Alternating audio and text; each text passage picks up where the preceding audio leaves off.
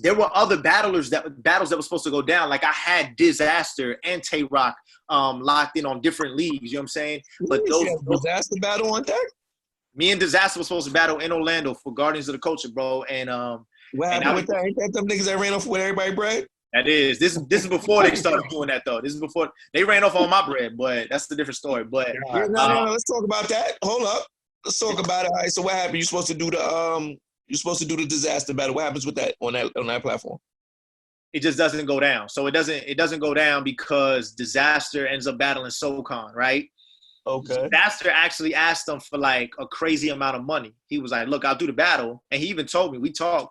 And he was like, "But I need this amount," and they were like, "Bet." They were ready to send him the deposit right then and there, but he didn't think that they were gonna flinch on it. But he was just like, "Nah, I can't. I gotta focus on SoCon." Boom, he takes SoCon out. So what happened? What happened with you? So you was on that event in Jersey where they ran off with everybody? Yeah, me and A-Wall versus Geechi and BDot. Okay, all right. So boom, the battle goes down. First of all, let's have a real talk. Why the fuck did y'all even battle before getting your second half? I've always done that. I mean, I don't know. There's some battlers who get on stage before getting their second half, but at least for me, that's how I've always worked. ARP, Organic, John, and URL. I mean, if they pay me beforehand, that's fine. But I've usually I performed and then I received my second half. Okay, all right. So what happens? So what happens? Y'all finish the battle. Battle's done. Actually, before the battle, this is what happens. I walk into the event, and when I walk into the event, I see the owner, right? The dude who's the league owner. His head is down, bro. He's like this, in the front of the lobby, and I'm like, yo, what's good with this dude? Mm-hmm. And I guess the turnout isn't what he thought. Remember, this was supposed to be the return of Adi Boom in New Jersey. That's how they kind of was marketing it, right? Mm-hmm. I don't know why they thought that it was gonna go like, like the return of Mook or something like that. But that tends to be what happens. What happens is this, right? You get they get dudes who really aren't too familiar with battle rap, but they got some paper, and they get sold a bunch of dreams. Like if you book these guys, 30,000 people are going to show up and you're going to make $10 million, right? Which never happens. You understand what I'm saying? Because most of the time, the best events are pretty much people who it's a healthy balance between being fans of the battlers and being fans of the leagues. Yep. You understand what I'm saying? So if you have the battlers who do have a fan base, but the league has zero fan base, it's not going to turn out well for you. Yeah. You understand what I'm saying? But that's what happens often when we see these flake out events. Somebody got sold the dream. They didn't get their money back, and now they're trying to look for the first hole they can hide in. But okay, but go ahead. But I'm just telling you down. And so they're based out of Orlando, right? They're based out of, and I had worked with them before. I did a battle before, and they paid me good money. They paid me all my money and stuff. But when they end up going to Jersey, and I was like, y'all going to Jersey for this event? They were like, yeah, it's I Boom's return. He's fresh out of jail. I think Dre Dennis and a couple other people kind of pitched the idea to him. So he said, I bet he's going to be able to Dennis, you don't say. Yeah. So he's going to be able to get like 200 people, 200, 300 people in this event. Right. So we go into the event and that's not the case, right? Not only is that, but you have a bunch of different battles on this card that kind of didn't really make sense. Now the 2-on-2 was going to go ahead and be your main event no matter what. Everybody was talking about this 2-on-2. Now, granted, we should have done it somewhere else, but when this dude came with the paper, we were like, bet, we got our first half, and everything was set. Mm-hmm. Now, when we're you got to think about it. You're doing Ill Will versus Don Marino. You're doing Drugs versus DNA. You're doing, which was supposed to be Adi Boom DNA. You know what I'm saying? You got Bad News Twerk. You got some decent battles here and there, but you're paying all of these dudes the most that some of these dudes had ever been paid before, right? You're paying them the most that they've ever been paid before. So you don't even know what their value is out here, right? Like you can't, like put it this way.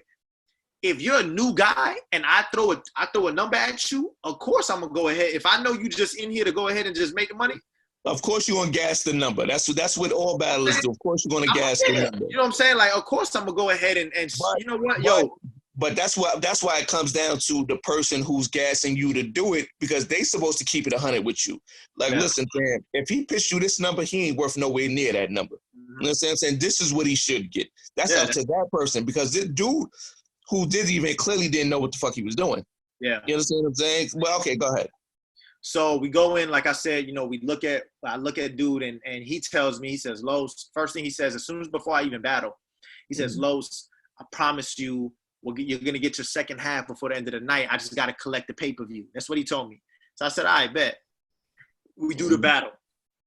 Crazy battle, right? It's a crazy battle. Event's about to be done, and so now I see him counting some money. And meanwhile, I haven't been paid. BDot Geechi hasn't been paid. DNA hasn't been paid. Ill Will hasn't been paid. K-Shine got paid, though. So them dudes, though, K-Shine and DNA, they end up Go ahead. I think what they end up so I end up leaving, but you know, the story goes, they basically just told him like, yo, we're not leaving till you give us some money. You gotta go. What happens when you stepped in for your bread? What happened? Cause I don't want to talk about other people's pockets. You know what I mean? But what happens when you stepped to them about your bread? He just told me, he said, yo, I promise, let me just collect this and I got you. I'm a PayPal it to you. Because we had some people with us, we had to hurry up and go. We had to like, you know, take some people back to the crib and stuff like that. And so me and A Ward, and even BDot Geechi, we ended up leaving. And we just assume that he's going to go ahead and PayPal us, right? We had no reason to believe that he wasn't going to go ahead and pay us. Y'all left on you got to think about it. When you throw in an event, though, your plan for paying the battlers cannot be the money that you make at the door. It cannot be the money you make at the door. That can help, but you have to have some sort of contingency plan in place that you like, yo, if worse comes to worse, this is the money set aside for these people's deposits. Yeah. Regardless if you're not making your return on investment, unless you've already worked out a deal. Now, if you worked out a deal with me and said, yo, whatever I make at the door, I'll go ahead and give you this, that's a different story. But that's what he was banking on, bro. And when we end up leaving and we end up getting word that, you know, some stuff ended up going down over there and nobody ended up getting their paper, we was like, so we started hitting them up day after day, nothing. Click, click, click. I'm writing in their Facebook post, in their Facebook group. They're deleting my posts. They're cutting off the messages. I get a call. I get a text message finally from the league owner. He's saying, look, I'm trying my best to get you the money back. But since then, bro, I mean, that happened in March 7th. And, you know, what's today? May 8th? You know what I'm saying? So, you know, 2-3 months, you know what I'm saying? And we ain't received nothing. So me and BDot was just talking. We were like, yo, we're going to chalk it up as an L. Now, Keena the Dot owns the footage. We worked out a situation with Keena the Dot where they're basically, we worked out a deal with them basically where we're going to allow them to release the battle, you know. And are they going to, did they figure out a way to finally get y'all money? Nah. Oh my God. Yeah. So there's no plan of action, there's no installment plans going on? But see, you got to think about it. It's not like we can't hold KOTD and Organic we can't hold them accountable for paying this dude's debt, right? Now, what they can do, they did offer us some bread in order for them to release the battle. That's why the battle hasn't been released, because we basically told them not to. We said, y'all not releasing this battle unless we get paid. But I mean, technically, if you guys haven't been paid for your services, technically, y'all kind of do own the footage, because it's still your rights until the payment for your services is the release of your image and your likeness. So I would say this. So I agree with you, right? Unfortunately, I think we release all of that. Well, I mean, I guess, yeah, the contract isn't necessarily fulfilled on their behalf. So, I mean, I guess what you said. If you have, I'm not trying to play lawyer here. I'm just speaking in terms of business. This is how I would pursue it. If you have not received your second half as agreed upon, you're not paid in full yet. If you're not paid in full yet, regardless of what that contract says, they do not have the right to use your likeness, your name, or your intellectual property. Yeah. Yeah, so Keena the Dot ends up having a third party, because they end up loaning some money to this dude, and part of their agreement was they got 2 battles. Part of the 2-battle agreement that they owned, that they were going to put on their channel, was Loso, A Ward, BDot Geechi, and it was Don Marino and Ill Will.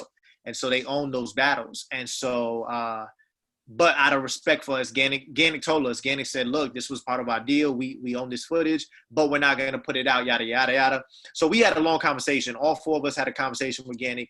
We ended up working something out. But I'm still hoping to get paid. I mean, when I say hope, we'll see what's up. I'm still hoping. Well, this is my thing. This is what I would think. If I'm and King of the Dot, of course, they're not responsible for paying y'all, but I would think that if hold on. Let me stop you right there. They do once again. And I fucks with Organic and Gully. Don't get it twisted. We fucks with KLTD. I'm just speaking. The truth is the truth. You do kind of assume that debt once you take the footage. Kind of, sort of. No, but this is what I'm saying. If King of the Dot gave him money for the footage, the dude should be forking that money over to y'all. Yeah. So no, they didn't. So that's not what they did. So they loaned him money, right? They loaned him. So they worked out a deal basically to help him put on this event. But part of that was, hey, we're gonna go ahead, because you got to think about it. The pay-per-view was done on King of the Dot's platform. Oh, I get it. So the footage was the way to pay King of the Dot back. Yeah. I get it. A percentage of it. And then when you got to think about it, King of the Dot, they hosted that whole event.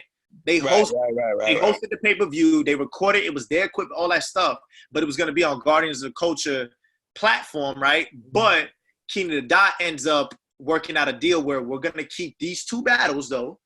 And when we keep these two battles, you'll get a monetization cut from it. But obviously, this dude's not going to get no cut because he has to pay King of the Dot back. There's a bunch of money he has to pay them back. And then for us, you know what I'm saying, battlers, there's still some battles that he has to pay back. Now that makes sense. Okay, that makes sense. I thought it was a situation where he sold the footage to them. You know what I mean? Okay, now what you said makes sense. So we feel like at this point, we're just like, look, bro, the battle's done. Let's just go ahead and release it. We might as well get something from it. And we got some change from it. And then also, you know, when you got a battle regardless, right? Even though your work is going on YouTube for free.